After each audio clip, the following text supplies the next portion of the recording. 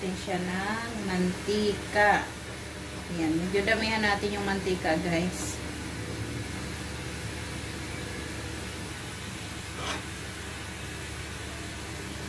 Ayan, guys, pag mainit na yung mantika, ilagay na natin yung bawang. Ayan. Siya nga pala, guys, magandang araw sa inyong lahat, sa lahat ng mga viewers dyan. Ayan, welcome sa aking channel. Ayan, magluluto tayo, guys, ng ulam. Ayan, ulam namin ito sa pananghalian, guys. Baka umabot ka ito ng hapunan. Ayan, marami-rami ito, guys. Siya nga pala, magluluto tayo ng ginisang munggo. Ayan, so igisa muna natin itong bawang hanggang sa mag-brown siya, guys. Ayan, guys, nag-brown na yung ating bawang. Isunod natin yung sibuyas. Ayan, kayo na, guys, magtansya kung ilan ang gusto nyong ilagay, kung gaano karami.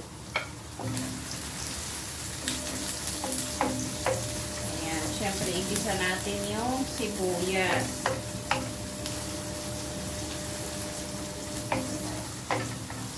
Ayan, isasabay ko na yung kamatis, guys.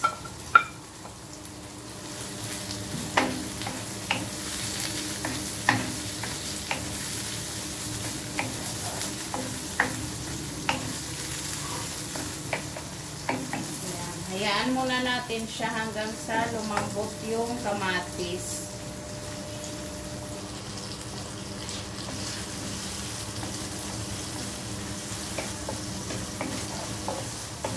Ayan, ihalo-halo natin yan.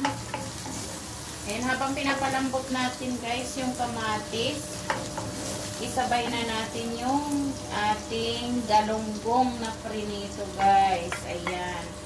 May nagbigay sa amin ng galunggong.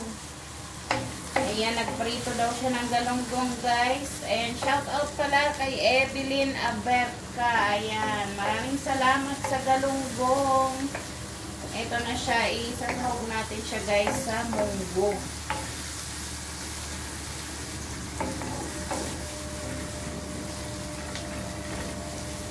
Ayan, para mag-absorb ang kanyang lasa.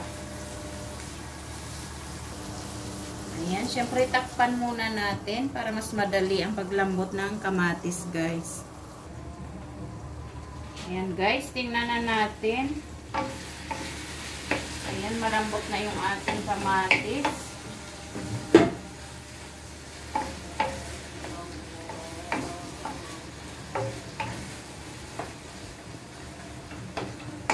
Ayan, para lumabas yung sarili niyang sauce, guys. Kaya kailangan palambutin muna natin. Ayan. Siyempre, huwag kalimutan yung ating chicken Maggi cubes, guys. Ayan. Buksan na natin. Ayan. Alam nyo naman, tayong mga Pinoy, laging may pa ganyan-ganyan sa niluto, guys. Ayan. Haluin para matunaw yung ating chicken cubes.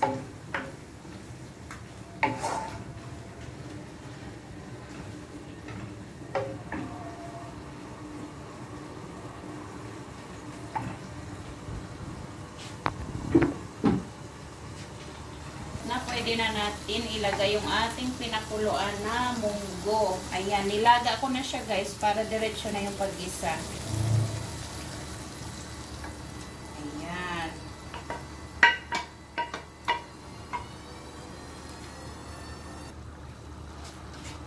Siyempre, haluin natin. Ayan. Para mas madali po, kailangan talaga ilaga nyo muna yung munggo. Para mas madali na ang paggisa.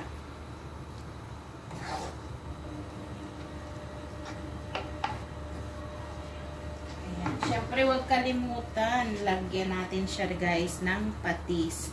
Ayan. Gusto ko itong brand na ito, guys. Hindi siya sponsor ha, pero gamit ko talaga siya sa pagluluto dito dahil masarap yung lasa niya. Ayan. Siyempre, lagyan natin ng patis. Pagkalagay nyo, guys, tikman nyo muna at baka maalat. Ayan. Bago siya dagdagan ulit. Kailangan tikman muna natin.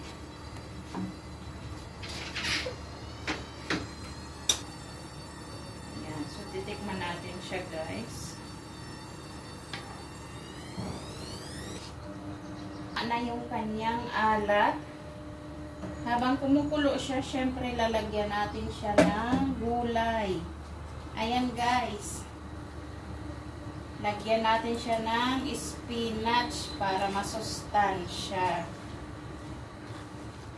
Ayan. Diba ito yung kinakain ni Papay para lumakas siya, guys. So, ganyan din ang ilalagay ko para lumakas kami ni Budrots. Ayan. Fresh po yan na spinach.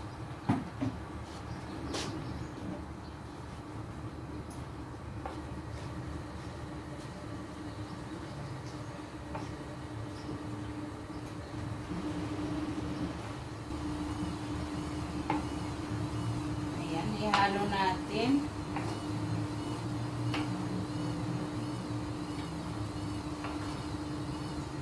Guys, may pinakuluan akong tubig dito. Pwede natin siyang dagdagan konti. Kasi mamaya mag-absorb na yung sauce niya dito sa munggo. Ayan, magdadry po yan. So, dagdagan natin konti ng mainit na tubig.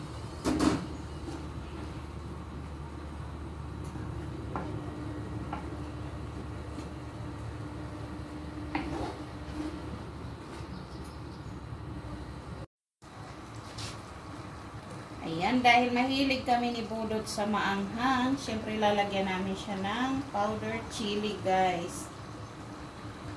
Ayan, wala akong available na fresh na sili, kaya powder ang ilalagay ko.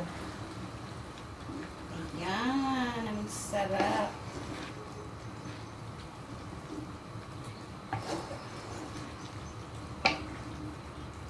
Ayan, so okay na to, guys. Pwede na tayong kumain.